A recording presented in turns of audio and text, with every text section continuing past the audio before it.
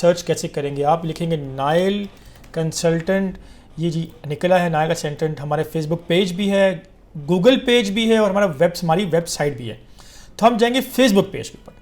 अब Facebook page पे जब आ जाते हैं हम लोग, आपको कोई यहाँ पे किसी भी कंट्री की रिक्वायरमेंट चाहिए हो तो मैं आपको बताता हूँ रिक्वायरमेंट अपनी निकालनी कैसी। ये आपको सामने पेज ओपन होता है, जब पेन होता है तो अपने ऊपर आप पेज ओपन होता है तो अपने आना है सेंड मैसेज पे आना है। आप सेंड मैसेज के ऊपर यहाँ पे एक कंट्रीज़ की लिस्ट निकलेगी आपके सामने।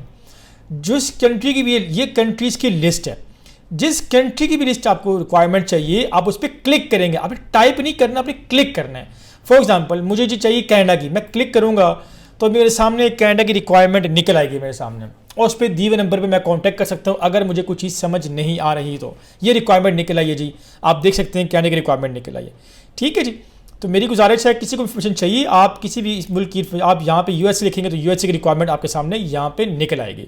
आपको टाइप करने की ज़रूरत नहीं है और मज़ीद मालूमात के लिए आप कॉल कॉन्टैक्ट भी हमें कर सकते हैं। बिस्मिल्लाहिर्रहमानिर्रहीम। दोस्तों अस्सलाम वालेकुम, मैं उम्मीद करता हूँ आप सब खैरियत से होंगे। आज एक लंबी ब्रेक के बाद आपके सामने पेश खिदमत हूँ। आज हम बात करेंगे कनाडा की लेटेस्ट न्यूज़, कनाडा की इमिग्रेशन में क्या चल रहा है, हर कैटेगरी के बारे में बात करेंगे।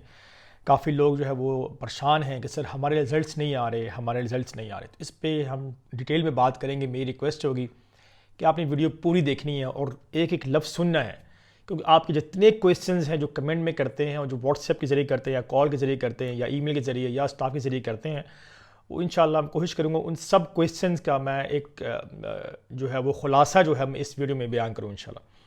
तो टॉपिक में जाने से पहले एज़ यूजुअल मेरी रिक्वेस्ट होती है आप लोगों से, प्लीज़ मेरे यूट्यूब चैनल को सब्सक्राइब करें और फेसबुक पेज को फॉलो करें और मेरे फेसबुक पेज की स्टोरीज़ को पढ़ा करें। उसमें मैं शॉर्ट इन्फॉर्मेशन बहुत ज़्यादा डेली बेस पे मैं अपडेट कर रहा होता हूँ, उसके बाद मैं वीडियो बनाता हूँ उसके ऊपर। चलते हैं टॉपिक की तरफ। दोस्तों काफ़ी लोग परेशान हैं, सर हमने कनाडा वीज़ा अप्लाई किया हुआ है, रिज़ल्ट नहीं आ रहा, कमेंट कर रहे होते हैं फ़लाँ डेट को किया, फ़लाँ डेट को किया।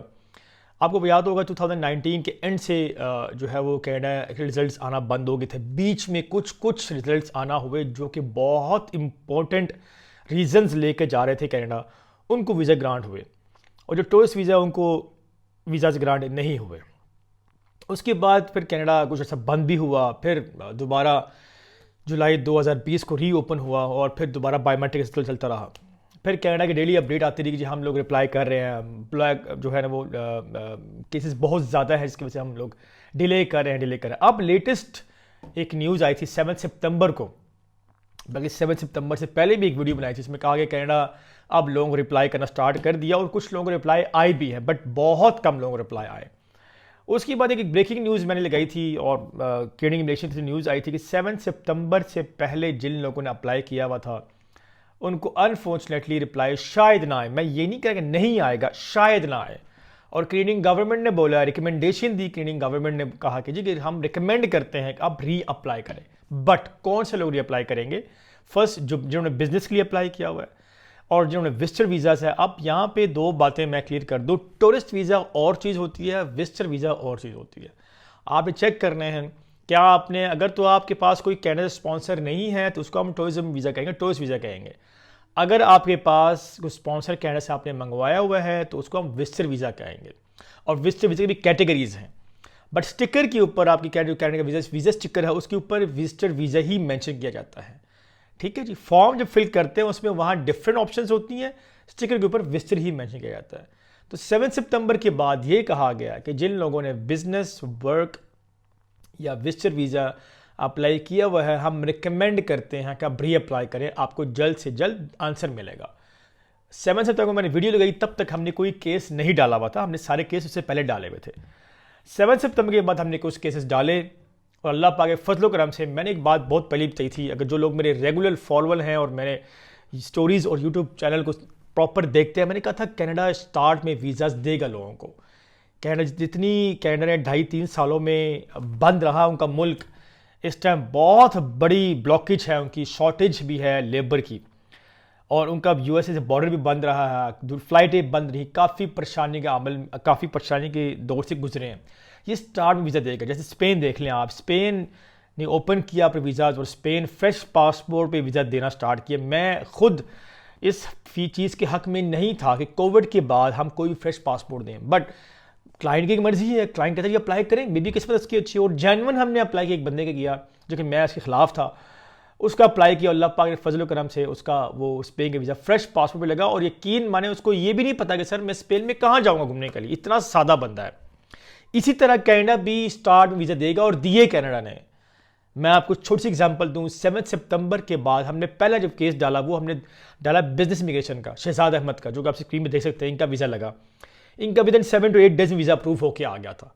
उसके बाद हमने एक और केस, 3 हमने केस डाले फैमिली विजिटर वीज़ा का, उनका स्पॉन्सर था उनके पास, वो विद इन 10 to 14 डेज में उनका अप्रूवल आ गया। हमारे 2 केस रिजेक्ट भी हुए, मतलब टोटल हमने 8 केस डाले आई गेस, ज़्यादा मुझे याद है, जिसमें 4 लगे और 2 रिजेक्ट हुए, 2 का रिजल्ट आना बाकी है। इसका क्या मतलब है?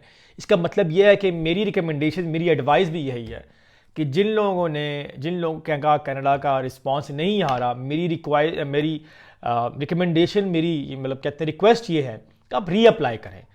और बट एक बात यहाँ पे आपने ख्याल करना है, रीअप्लाई आप तब करें कि अगर आपकी कंडीशन चेंज हुई हो। फॉर एग्जांपल, मिसाल के तौर पे आपने कनाडा वीज़ा अप्लाई किया, ये जुलाई में कर लिया, किसी भी टाइम में अप्लाई किया आपने, और आपको लगता है कि यार वो केस वीक था, मैं अब उससे अच्छा केस डाल सकता हूँ। फॉर एग्जांपल, मेरे पास पहले स्पॉन्सर नहीं था, अब मैं स्पॉन्सर मंगवा सकता हूँ। मेरे पास पहले स्टेटमेंट कम थी, अब मैं उसे ज़्यादा दे सकता हूँ। मैंने कुछ क्रिटिकल मिस्टेक्स किए हैं उसके अंदर, अब मैं उसको ठीक कर सकता हूँ, तब आप रीअप्लाई करें। मगर अगर आपको लगता है कि यार मेरे पास पहले 10 लाख थे, अब मैं 5 लाख पे, तो अब रीअप्लाई मत करें। आपको लगता है कि यार मैंने पहले स्पॉन्सर था, अब स्पॉन्सर नहीं है, आप रीअप्लाई मत करें। अगर कंडीशन चेंज हुई है आपकी, टोटली चेंज हुई है, तो आप रीअप्लाई करने का मौका उठाएं। और कनाडा इस टाइम टॉप प्रायोरिटी कनाडा में देख रहा हूँ कि वो फैमिली क्लास वालों को वीज़ाज इशू करेगा और कर रहा है। मेरी दुआ है कि अब लोग पूछते हैं सर हाँ आपके लग रहे, हमारे नहीं लगे। देखिए मैं तो वीज़ा ऑफिसर तो हूँ नहीं, डिसीजन मेकर मैं तो हूँ नहीं, मेरी ख्वाहिश होती है और मैं अल्लाह पाक दुआ करता हूँ जितने लोगों ने अप्लाई किया वो ख्वाह हमसे हो या किसी और से हो, अल्लाह पाक सबको कामयाब करे। मेरी देखिए नमाज में यही दुआ करता हूँ कि अल्लाह पाक सबको कामयाब करे। जो टेंशनें हैं, जो परेशानी हैं, उनके अल्लाह पाक इसके, अगर कोई किसी का वीज़ा लगने से टेंशनें ख़त्म होती है, अल्लाह पाक उसकी विश पूरी करे, तो मेरी दुआ है। बट आपने ये भी देखना कि ये आप उनके मुल्क जा रहे हैं, आप उनके मुल्क आप रिक्वेस्ट कर रहे हैं सर मुझे वीज़ा इशू किया जाए। अब उनके मुल्क की गवर्नमेंट की इमिग्रेशन की मर्जी है वो किसको वीज़ा इशू करती है या नहीं करती।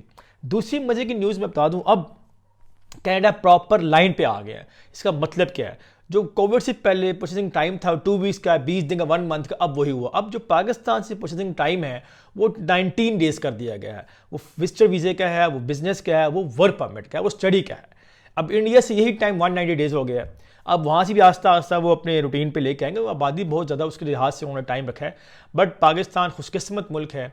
मैं बार कहता हूँ कि अभी हमारी फ़्लाइटें भी ओपन हैं, आपके एम्बेसी भी ओपन है, बायोमेट्रिक भी हो रहे हैं, और मुझे लगता है और अब रिसेंटली प्रूफ आए हैं कि वीज़ाज़ लगेंगे।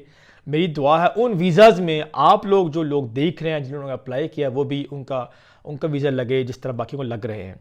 बट अगेन वही बात करता हूँ, अगर आप रीअप्लाई करेंगे तो अपनी कंडीशन देखिएगा। हाँ, एक बात, तीसरी बात मैं यहाँ पे ऐड करता हूँ। फॉर एग्जांपल, आपने किसी और से केस करवाया और आपने उसमें लिखा जी मैं जॉब करता हूँ, महीना पहले आपने केस डाला मैं जॉब करता हूँ।